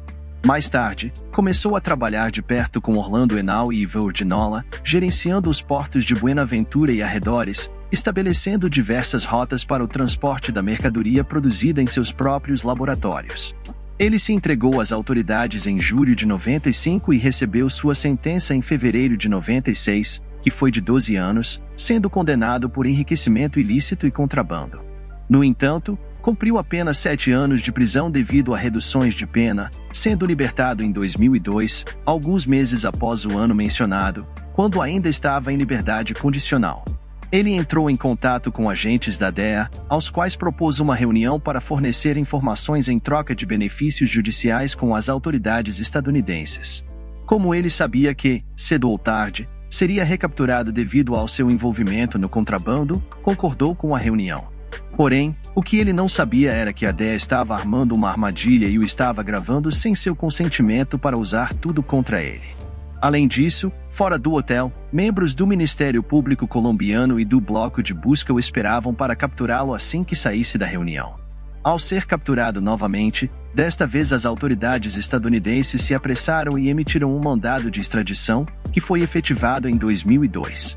Estando nos Estados Unidos, ele colaborou com as agências locais, revelando informações que não havia mencionado na primeira reunião com a DEA na Colômbia. Suas declarações tiveram um grande impacto nos líderes que ainda se dedicavam ao contrabando no país, incluindo Chupeta. Como eu disse anteriormente, Chupeta decidiu se vingar por isso, eliminando vários familiares dele. No entanto, devido a todas as informações fornecidas aos Estados Unidos, ele foi considerado um dos maiores informantes contra a máfia colombiana, quase no mesmo nível de Guillermo Palomari, o delator da organização de Cali. Graças a isso, ele cumpriu apenas 6 anos de prisão e também foi autorizado a fazer parte do programa de proteção a testemunhas. Junto com vários familiares que permaneceram na Colômbia para preservar suas vidas, alguns especularam que ele voltou ao país para se envolver em atividades de contrabando novamente. No entanto, em 2010, por meio de uma carta assinada por ele, afirmou que não retornou às suas antigas atividades e que atualmente está nos Estados Unidos como refugiado.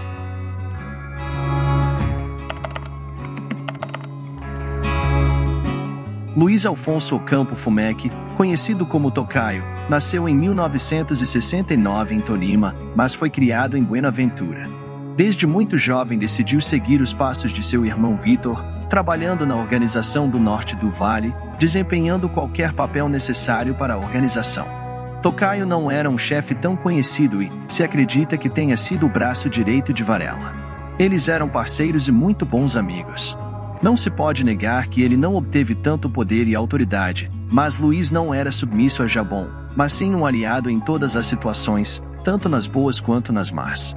Apesar de não ter recebido tanto reconhecimento, como mencionei antes, ele é lembrado na máfia daquela época porque se tornou um informante, traindo a organização quando seu irmão foi levado para os Estados Unidos e começou a trabalhar para os estadunidenses.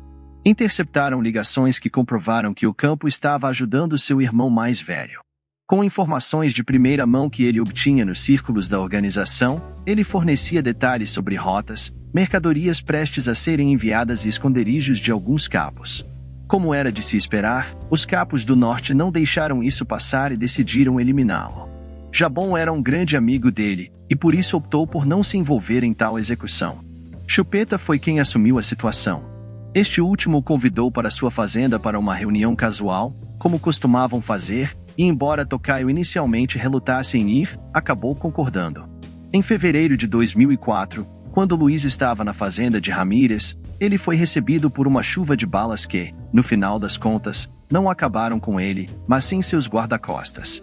Vendo que ele sobreviveu, o levaram à força e conseguiram chegar até outra fazenda. Lá, eles arrancaram dele toda a informação sobre o que havia dito aos gringos. Além de obrigá-lo a transferir todas as suas propriedades para Chupeta, quando terminaram com ele, jogaram seus restos envoltos em sacos de lixo no rio Cauca, junto com seus acompanhantes.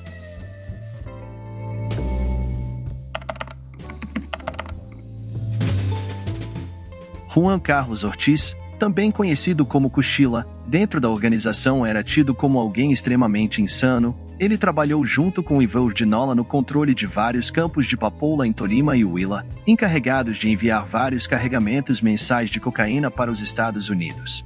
Em pouco tempo, ele construiu um grande império financeiro dentro da organização, também trabalhando como sócio e desenvolvendo uma grande amizade com Chupeta, com quem sempre o viam juntos. Ortiz se entregou às autoridades em março de 96 depois de chegar a um acordo para cumprir uma pena curta em troca de sua cooperação e revelações. A justiça colombiana o condenou a cumprir 11 anos de prisão, acusando-o de contrabando de entorpecentes, além de envolvê-lo na execução de vários camponeses ocorrido em Trujillo, Vale de Cauca. Embora não houvesse provas concretas sobre isso e não tenha recebido uma pena mais severa, ele obteve uma considerável redução de pena, cumprindo apenas 48 meses de prisão.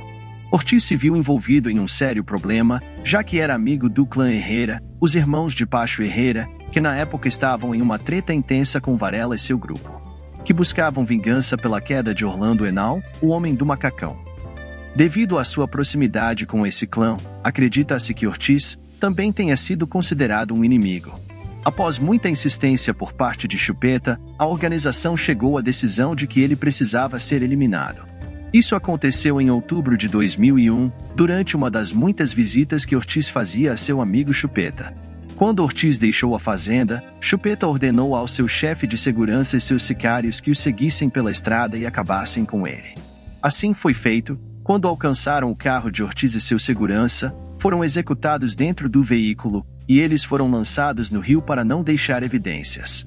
Ortiz foi um chefe que caiu traído por seu melhor amigo, simplesmente por estar do lado errado de uma disputa implacável.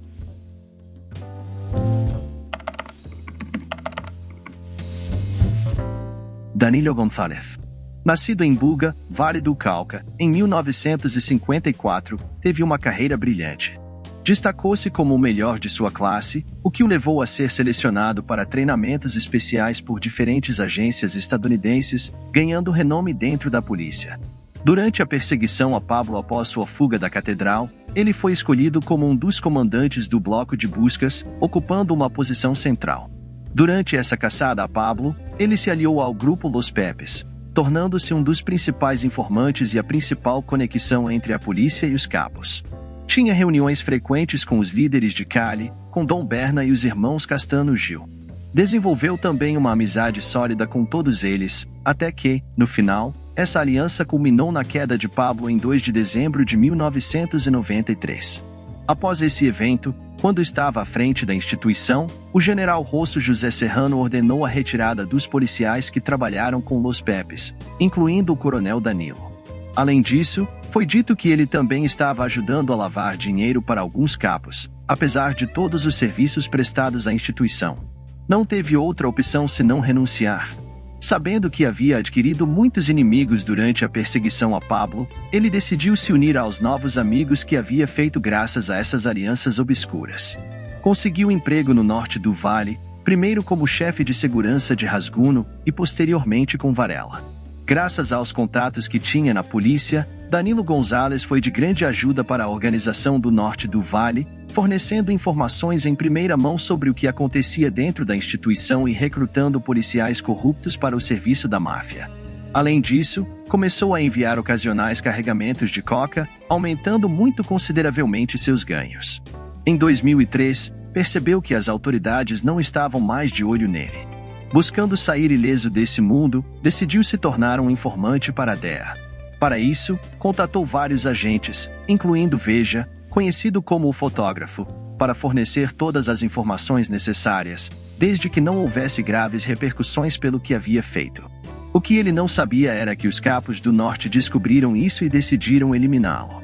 Isso aconteceu em 24 de março de 2004, quando foi executado por um homem que o alvejou com 14 tiros a queima-roupa ao entrar em um de seus escritórios. Por fim, apesar de ter vários guarda-costas e uma vasta experiência como oficial, não conseguiu prever o ataque e faleceu aos 50 anos, sendo lembrado como um dos policiais mais corruptos da história da instituição.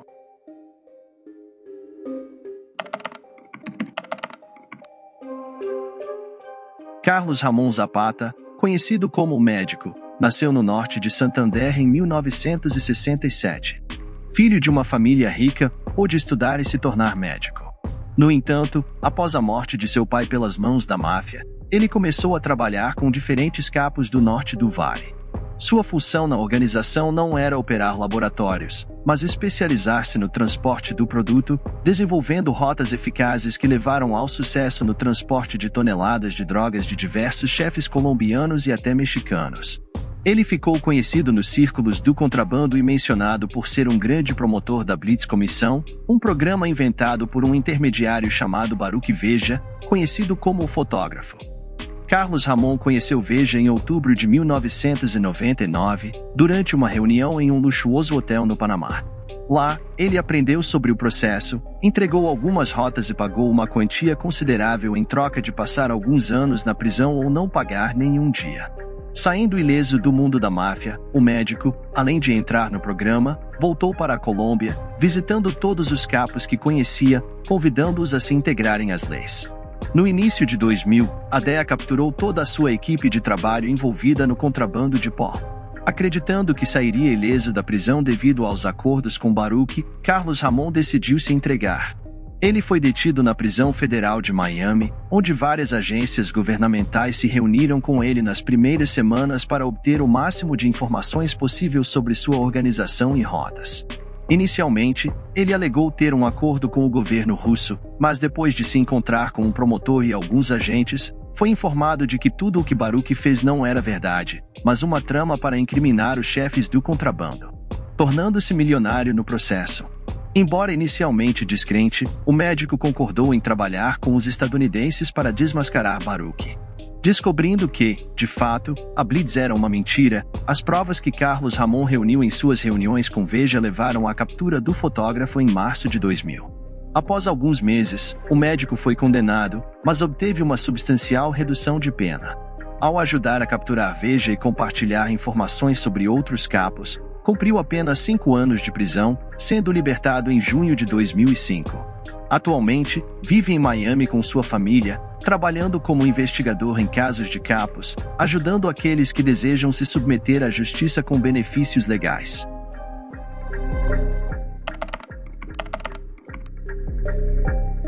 Andrés Lopes, conhecido como La Flor ou Florecita, nasceu em 15 de junho de 1971 em Cali, capital do Vale do Cauca. Nos anos 80, quando era adolescente, com menos de 15 anos, ingressou no mundo do contrabando, trabalhando nos laboratórios de Orlando, no centro da cidade, já que estudava com Fernando, o irmão mais novo de Orlando, que o ajudou a conseguir um emprego um par de anos depois e depois adquiriu dinheiro e experiências suficientes. Ele montou seu próprio laboratório onde fabricava drogas para vender aos capos.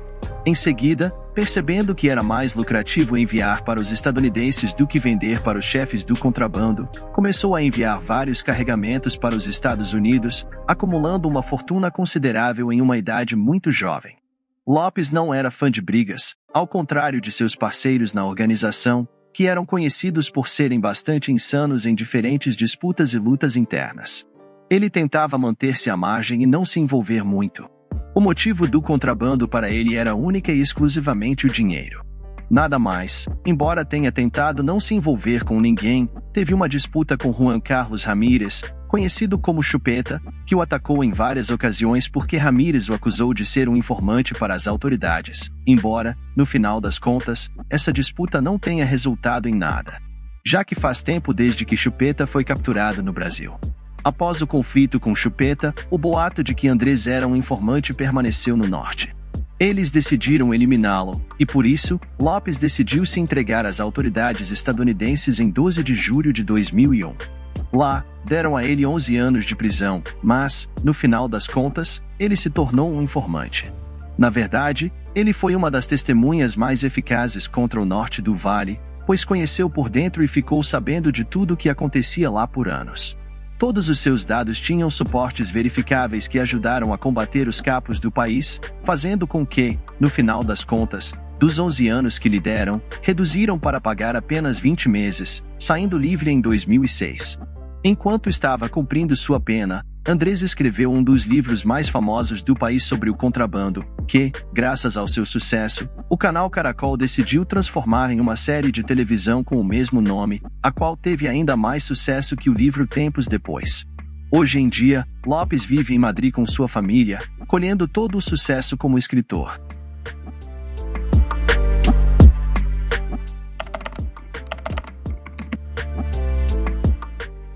Luiz Hernando Gomes, conhecido como Rasguno, nasceu em El Águila, Vale do Cauca.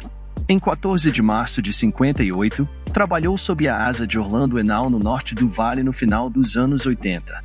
Em um curto espaço de tempo, passou de ser um homem pobre com dívidas a ser um dos senhores mais ricos de sua região. Fundou empresas dedicadas à construção e agricultura. Ele estabeleceu e usou várias rotas para o transporte de pó. Usava aviões, lanchas rápidas e navios de carga marítima, além de ter várias células de distribuição de coca nos Estados Unidos. Tudo isso permitiu que ele ascendesse de maneira estrondosa nas fileiras da organização. Razguno tentou negociar com as autoridades estadunidenses, vendo que estavam perseguindo-o intensamente. No final dos anos 90, entrou em contato com Baruch Veja através de Zapata para fazer o que pedissem, contanto que não fosse preso. Embora tenha se encontrado com agentes estadunidenses no Panamá para discutir rotas e informações sobre parceiros, nada foi concretizado. Tempo depois do rompimento das supostas negociações, ele se envolveu escolhendo um lado na disputa entre Djabon e Dom Diego, desencadeando uma das lutas mais selvagens no Vale do Cauca. Luiz Hernando, ao escolher o lado de Varela, foi intimado por Dom Diego, e Razguno, sabendo que não tinha tanto poder quanto ele, decidiu fugir do país. Nesse momento, já tinha uma recompensa de $5 milhões por ele, imposta pelas autoridades estadunidenses. Em julho de 2004, Razguno foi preso ao tentar entrar em Cuba com um passaporte falso que o identificava como mexicano. As autoridades descobriram que se tratava do poderoso capo da máfia colombiana. Ao ser capturado, foi encarcerado em condições subhumanas.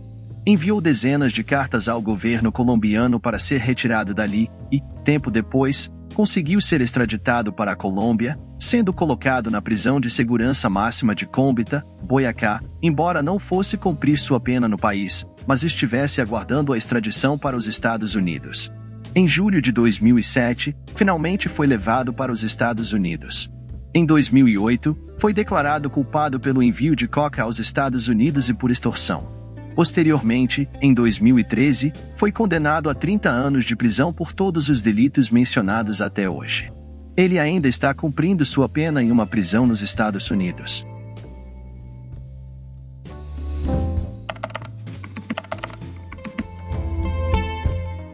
Júlio César Correia, conhecido como Júlio Fer, iniciou sua carreira na máfia desde muito jovem, trabalhando para Dom Pablo, cuidando dos equipamentos bélicos.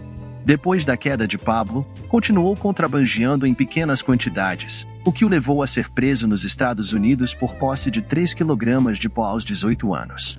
Após pagar fiança, retornou à Colômbia, onde continuou contrabandeando, acumulando uma boa fortuna. Além de ser reconhecido como contrabandista, também é lembrado por ser o esposo da famosa modelo Natália Paris, com quem se mudou para os Estados Unidos em 1998, estabelecendo-se em Miami. Nessa cidade, Correia começou a trabalhar com Baruch Veja na suposta comissão. Ele servia como elo entre Veja e os chefes do Norte, mas ficava com a maior parte do dinheiro destinado ao suposto programa VIP, dividindo apenas metade dessa quantia com alguns paramilitares na Colômbia, com os quais mantinha contato para pagar uma taxa de segurança. Tudo isso acabou quando Veja foi capturado em março de 2000. Vendo que não tinha mais seu contato nos Estados Unidos, Fierro decidiu voltar para a Colômbia com sua esposa Natália Paris. O problema era que lá sabiam que ele era um delator, o que resultou em uma sentença de fatal. Em setembro de 2001, Dom Diego soube que Júlio viajou para Medellín e contou a Varela, que pediu a Dom Berna que o capturasse para extrair dele todas as informações sobre o que disse nos Estados Unidos. E assim foi. Júlio foi levado para a propriedade do capo, onde no final das contas, confessou tudo o que disse, selando assim seu destino, sendo liquidado no mesmo dia pelas mãos de Varela.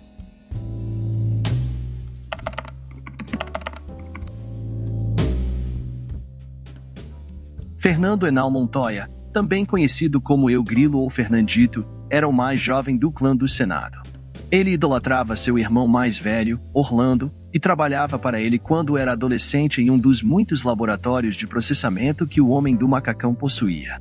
Com o tempo, acumulou uma grande fortuna, mas preferia manter um perfil discreto, permanecendo fora do radar. Quando Orlando Henao foi eliminado, a organização ficou sujeita a divisões, em que cada chefe se sentia com mais autonomia e autoridade. Alguns até buscaram ocupar o trono vago deixado por Henao, e se acreditava que Fernando poderia ser esse sucessor. No entanto, o Grilo não queria assumir esse fardo, pois liderar uma organização desse tipo era algo muito difícil para ele. Essa responsabilidade acabou nas mãos de outros, sendo Vilber Barreira e Diego Leão Montoya os escolhidos, enquanto Fernando preferiu ir viver com sua família nos Estados Unidos. Embora tenha vivido por muito tempo em Miami como um rei, sem ser perseguido pelas autoridades e desfrutando de toda a riqueza que possuía, as autoridades estadunidenses já estavam de olho nele. Sua captura ocorreu em 13 de dezembro de 2001. Posteriormente, foi condenado a cumprir uma pena de 22 anos de prisão, mas decidiu colaborar com a Procuradoria e a DEA, servindo como testemunha e fornecendo informações em diferentes casos. Além disso, entregou 4 rotas de tráfico de drogas que costumava usar. Isso permitiu que tivesse uma redução de pena, cumprindo apenas 10 anos e obtendo sua liberdade em 2012. Atualmente, vive nos Estados Unidos com sua família.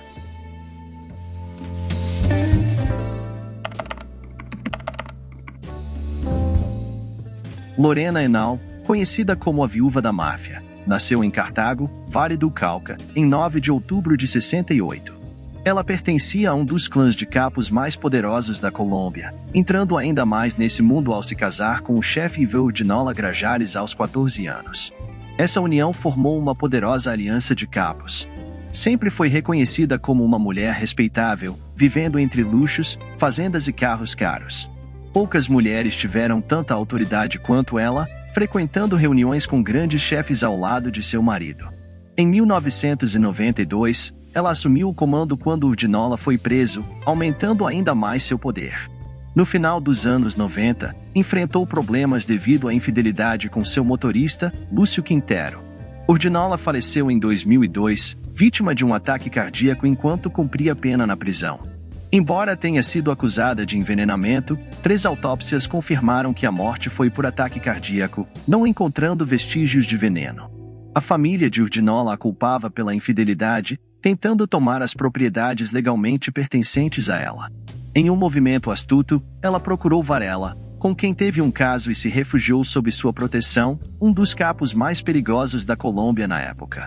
Varela ajudou em tudo o que precisava, e seguindo sua sugestão, ela fugiu para o Panamá em 2003 após ameaças de Dom Diego. Lá, ela foi capturada durante uma operação contra seu irmão Arcângel, acusada de esconder a fortuna deixada por seu falecido marido. Extraditada para a Colômbia, enfrentou acusações de conspiração para cometer delitos, desvio e enriquecimento ilícito.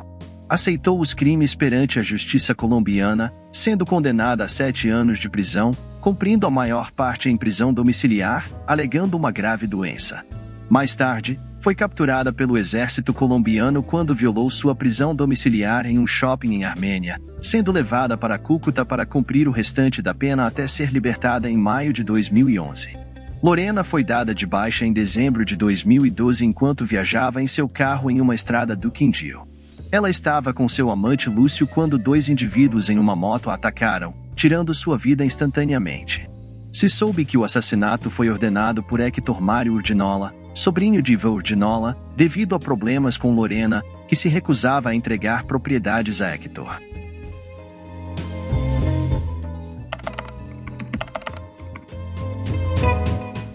Oscar Ivan Henao Montoya, conhecido como El Búfalo, é um dos irmãos mais jovens do temível clã Henao Montoya.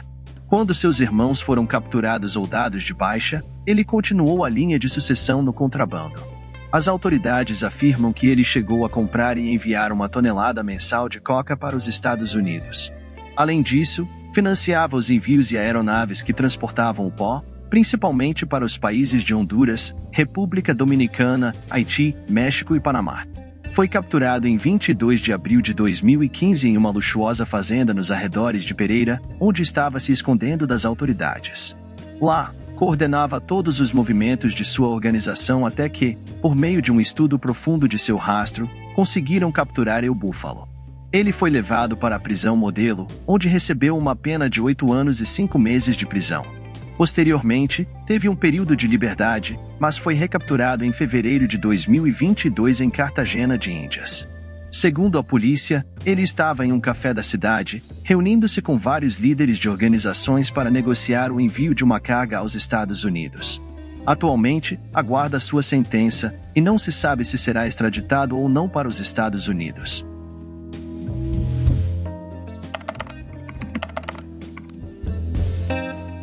Miguel Fernando Solano, também conhecido como Miguelito, era natural de La Vitória, Vale do Cauca. Ao contrário do que se acredita, ele não era de Roldanilo, sendo um homem de pele morena que gostava de se vestir bem, embora não fosse extravagante em sua cidade natal. Era muito querido, pois proporcionava muitos empregos nas fazendas e, durante as festividades de dezembro, distribuía alimentos e brinquedos nos bairros mais pobres. Aqueles que trabalharam para ele afirmaram que era uma boa pessoa e tratava todos bem. Miguel foi ativo e próspero na organização, mas decidiu se mudar para os Estados Unidos. Lá, ele entrou em contato com um investigador privado chamado Liel Hernandes, que, mediante uma considerável quantia de dinheiro, mantinha seus registros limpos perante as autoridades americanas, movendo-os e ajustando-os para garantir impunidade e tranquilidade na cidade de Miami. Mais tarde, ele retornou à Colômbia por um tempo devido a certas circunstâncias que o colocavam em perigo na América do Norte. Ao viver novamente em seu país de origem, teve um desentendimento com Lorena Henao, que alegava que ele devia dinheiro a ela por uma suposta dívida a Ivo Urdinola, quando este ainda estava vivo. O capo respondeu à viúva que a dívida já havia sido quitada e que não pagaria nada.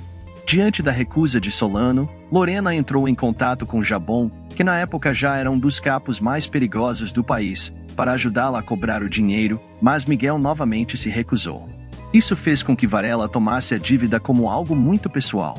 Eles tentaram entrar em contato em diferentes ocasiões, mas, no final das contas, tiveram desentendimentos diferentes, resultando na queda de Miguel por ordens de Jabon em 6 de janeiro de 2003, quando homens a serviço de Vilber executaram o capo em uma discoteca em Cartagena.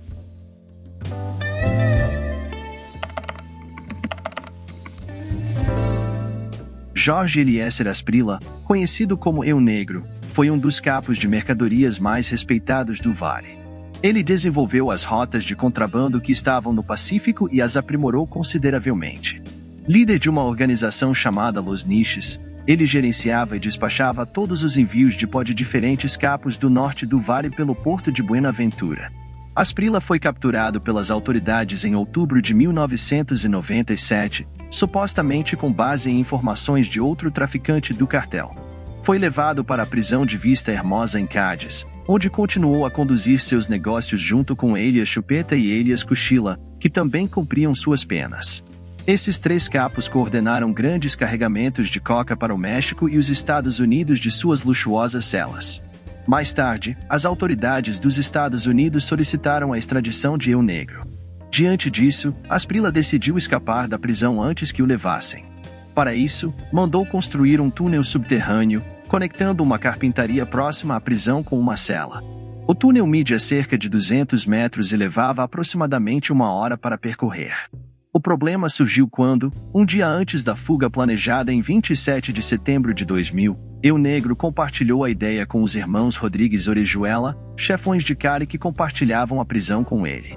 Eles recusaram a proposta, mas usaram essa informação em seu benefício, delatando as autoridades, prejudicando assim o plano de fuga.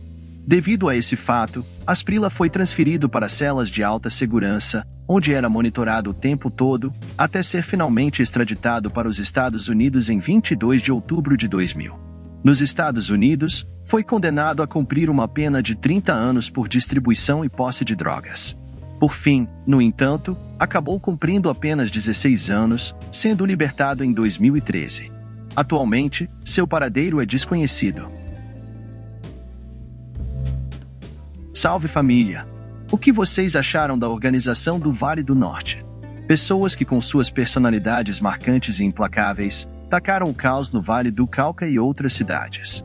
Suas histórias, repletas de reviravoltas inesperadas, nos lembram que ninguém dura para sempre no jogo do contrabando, há sempre um peixe maior e mais voraz.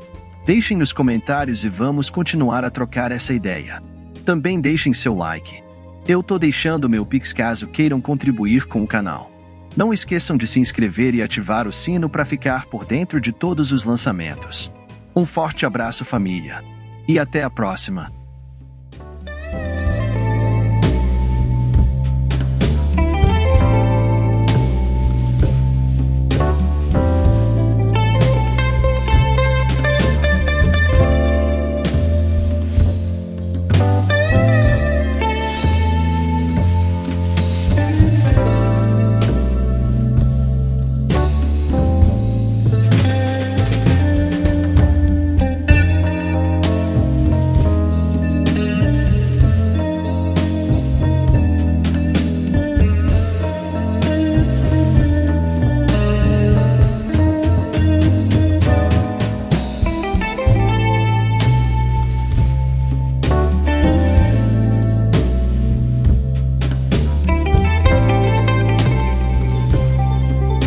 Salve família! Se você acompanha e gosta do meu trabalho, eu preciso muito da ajuda de vocês.